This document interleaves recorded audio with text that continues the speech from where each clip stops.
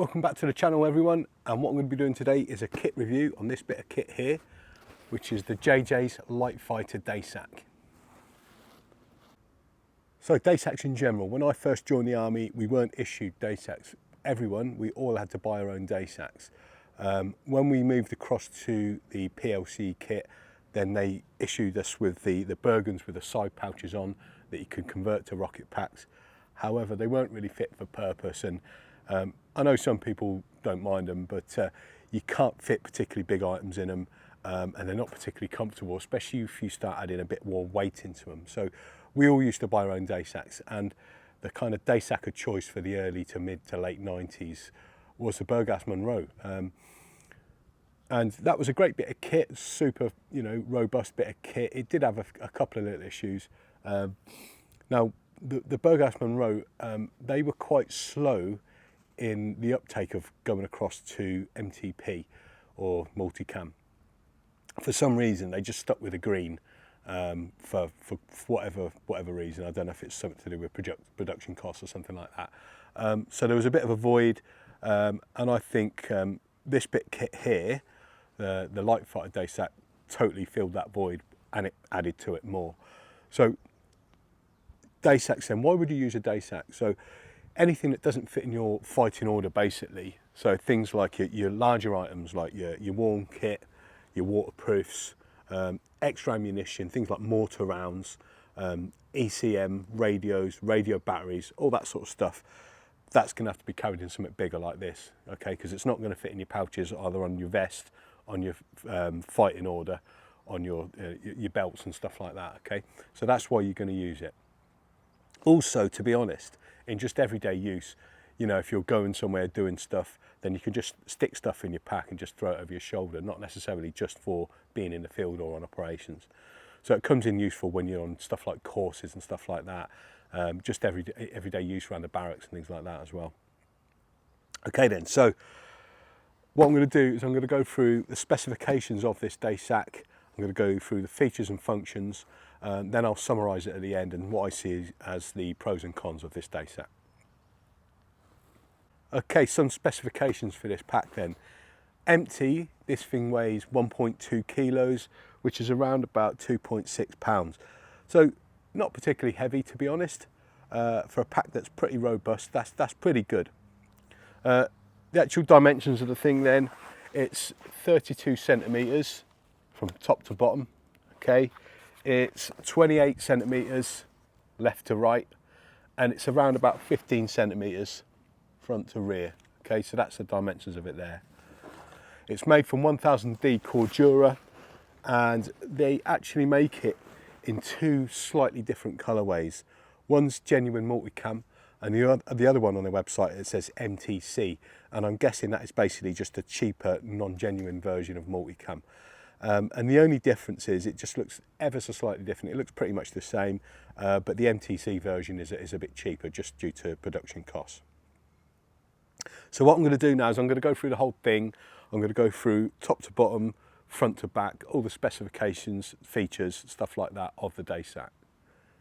Running from top to bottom then, what we've got is a nice shaped lid, all right? So this doesn't have elastic on it, it's just bound on the sides, and it's got like a formed shape to it. And when you first get it, it's got like a boxy type shape to it. Well, once you've had it a little while, it does kind of start moulding a little bit, like goes out of that boxy shape. It's got PALS webbing on the top here, so it's got 3 layers of PALS webbing, and also what it has is 2 ports here for your bladder tube or for comms antennas or for cables and stuff like that there. On the front of the lid there, it's got a Velcro field so you can stick your patches and stuff on, unit patches, morale patches and stuff like that. And then it's got a zipped compartment on the top there. So this is an all right size. It's not massive, but it's big enough to fit in a few sort of like essentials, like a head torch, a woolly hat, some mosquito repellent. There's plenty more space for stuff in there. The lid's closed by these 2 25mm ITW buckles there that are nice and solid. and that's how it opens and closes. You've got the straps come up there. I've looped it through the molly, you don't have to do that, but the reason why I've done that is because that keeps these buckles from just flopping away when you open up the Daysack.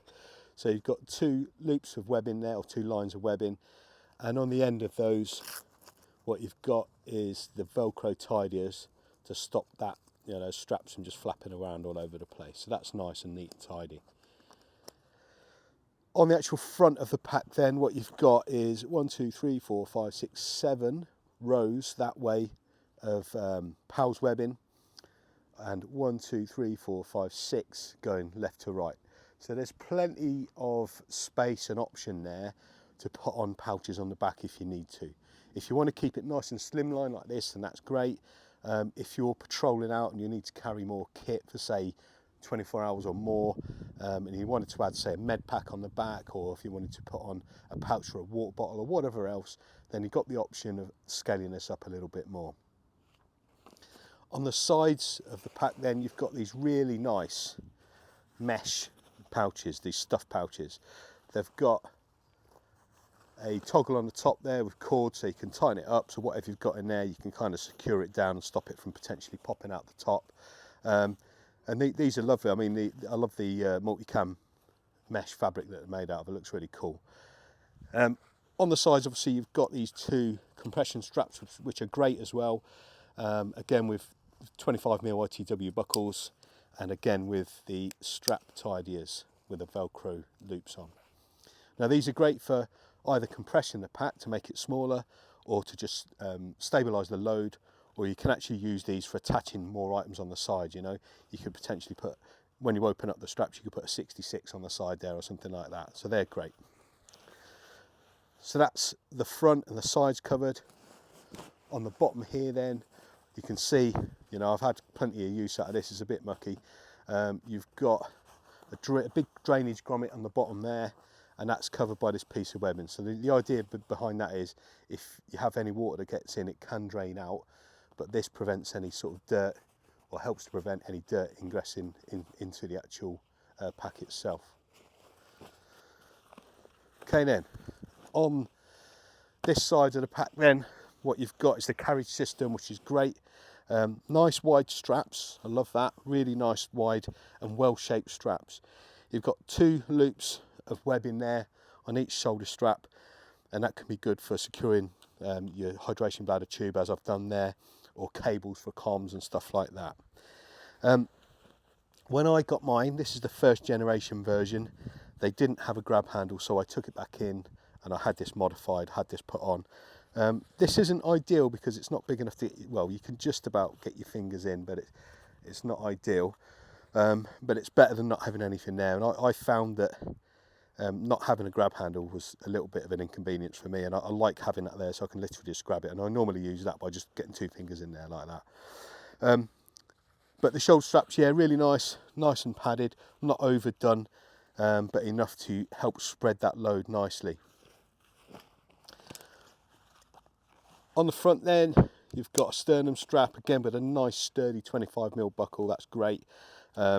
This is something that you definitely need when you're wearing body armour. So if you are in a serving unit, you'll know that if you're wearing a Daysack or any kind of pack with body armour, this is going to help them shoulder straps from slipping off as you're running around, which is exactly what you need, a nice sturdy sternum strap.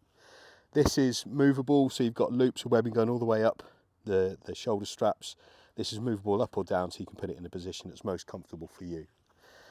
One thing I will say, there's kind of like load lifter straps here, but you can't really not have them. They need to be completely done up. You can't have them undone any more than what they are there, really. Otherwise, they're not, the shoulder straps aren't doing their job. So personally, I think this is not really necessary. They could have just stitched this straight up as a straight up piece of webbing. But yeah, it's they've got strap tidiers on them anyway, so that you haven't got that strap flapping around all over the place. One thing to note then is there's no waist strap on this. Now that's not a problem to me whatsoever, because I've never used a waist strap on a Daysack in my life. It's a bit pointless, especially if you're wearing belt kit and body armour and stuff like that. So they haven't included one here, which is, in my eyes, is absolutely fine. but some people may, you know, look at that and go, well, I normally use one. Up to you. Really nice bit of padding, spacer mesh on the back here, same as what's on the shoulder straps. So that's nice and comfortable against your back if you aren't wearing body armour, and it helps disperse any sweat or any wetness from rain and stuff like that as well, so that's good. That's the outside of the pack covered there then. What I'm going to do now is I'm going to go inside the pack and I'm going to talk about the internal parts of the pack then. So going in, accessing it via the top flap. And the beauty of having a top flap is you can overstuff the pack if need be. So this is, you can compress this down more than what it is now. If I needed to, I could take it down to here. But having a top flap means you can actually extend those straps, and anything you need to get under your top flap, you can just shove it there, you know. So again, some sort of anti-tank rocket, you could put ropes underneath there, compress them down with the top flap, you know, or other bits and pieces. Or you could potentially overstuff it right up here, you know. So this is the first generation type, and on this one it's got this sleeve here with the cord and the lock. On the newer generations, so the second generation, they've put another one of those around the edge here, so you can cinch it up tight there, a secondary way, you know, like another way before you then tighten up this bit here, so it gives you a little bit more security. Personally, I don't find a problem with this original version at all. What I'm going to do is I'm just going to go through what I've got packed in here, and this isn't a loadout video, it's just like showing you the capability of what it can carry. And as you can see, this is probably, if I squash this down, it's probably only about 2/3 full. If I really went for compressing it down, it could probably get it down to half the space here. So I've got a dry bag in here, obviously, you know, normal SOPs. First thing out of here is a basher then, so that's a Pat Attack basher. Then I've got a waterproof jacket, so that's an Arc'teryx Alpha waterproof jacket. And I've got my warm kit, so that's the Jayjays layer jacket, which is a great bit of kit, really nice warm bit of kit. So that's in the main compartment there, and I'm going to take that dry sack out, just get that out of the way. And then looking inside there, what we've got is a water bladder, so that's the issue water bladder, so a good couple of litres of water there, and it's held in with this little Velcro tab, so nice and secure attachment point there. So I'm just going to take that out. So that's held in there like there. And then looking inside, you've basically just got one big compartment. So you've got a big compartment there, you can just stuff all your kit in. I mean, you could pre-organise it using dry bags if you wanted to, or just have one big dry bag like I've got. This part here then, there's a Velcro open panel. And what they've got is just like a foam insert to give it a slight bit of rigidity, just to give it a bit of shape. I'll talk a little bit more about that later. You could potentially use that for sticking your bladder in. So you could actually put it away there if you wanted to tidy it away a little bit, and then maybe even close it up like that. So that's an overview there then of all the features of the Daysack, how it's organised and where you can put your kit to organise it. So that's the Jayjays Litefighter pack then. What I'm going to do now then is I'm going to summarise, and then I'm going to go through the pros and cons of what I see of the pack. So I personally, I've used this for 10 years. I got one of these not long after they released them. I've used this in lots of places all around the world, and I've got to say it's a super robust bit of kit. I've put this thing through its paces. I carried a fair bit of weight in it, and in different environments, and it's still going strong. It's, you know, it's bang on. So I can definitely say this does the job. How would it be used? Definitely, I think it's an ideal bit of kit for infantry soldiers, for just your average grunt or your para reg guys or Marines or whatever. If you're just doing your normal infantry soldiering, patrolling, assaulting, that sort of thing, this is great. And the good thing about this is it's expandable. So it's not oversized, it's not massive, but it is big enough to carry all your essentials. And on top of that, you can expand it out. So you've got these stuff pockets on either side for putting in extra bits and pieces that you maybe get given at the last minute by a platoon sergeant, things like bandoliers and stuff like that. You've got all the PALS webbing on the outside, so you can expand it out, making it bigger. But you can also make it nice and compact with the compression straps. If you don't have any external pouches, it can actually be quite a compact little Daysack. So it's good. It's a bit of a jack of all trades of Daysacks.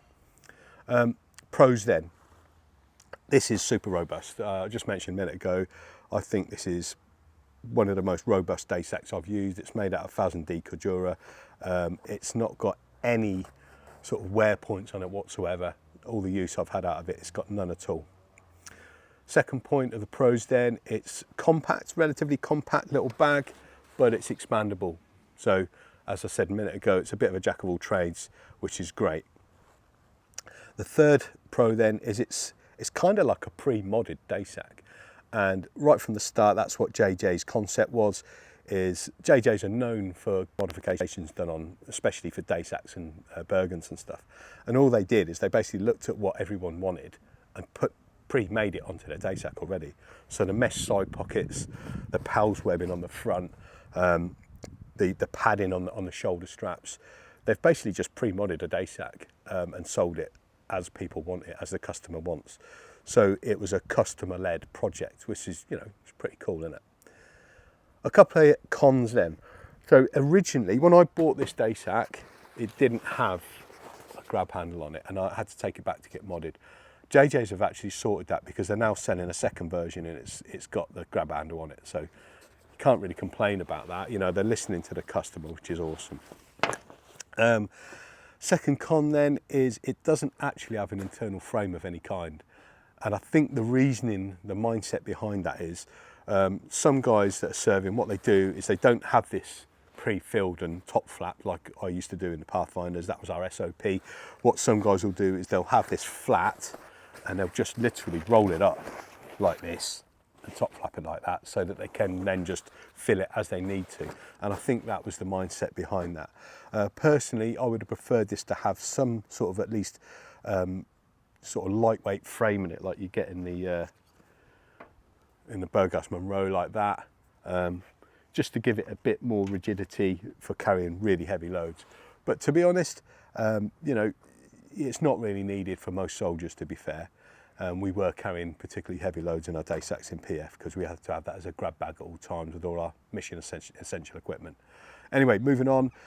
Third point then on the cons is it's not cheap, it's relatively expensive. For the MTC version of this, it's $194.99, and for the multicam version, it's $249.99, so fairly expensive. However, if you think about the fact that you've got a pre-modded Daysack and you don't have to have all those mods put on, and the fact that it's robust, and you know, I've used this for 10 years and it's got no signs of wear whatsoever, so it's, you know, it's quality gear.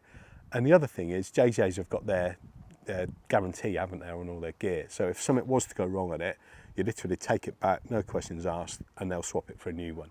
So you've got a bit of kit for life, haven't you? So as the saying goes, buy once, cry once, you know. So that's my thoughts on this bit of kit here. Check it out on the Jayjays website. As I say, they've got the second version now with those couple of mods I mentioned in the video. So they've improved on it. They've listened to customer feedback, which is absolutely awesome. That's what you want in kit, isn't it? Don't forget to like, share, subscribe. And as always, stay prepared.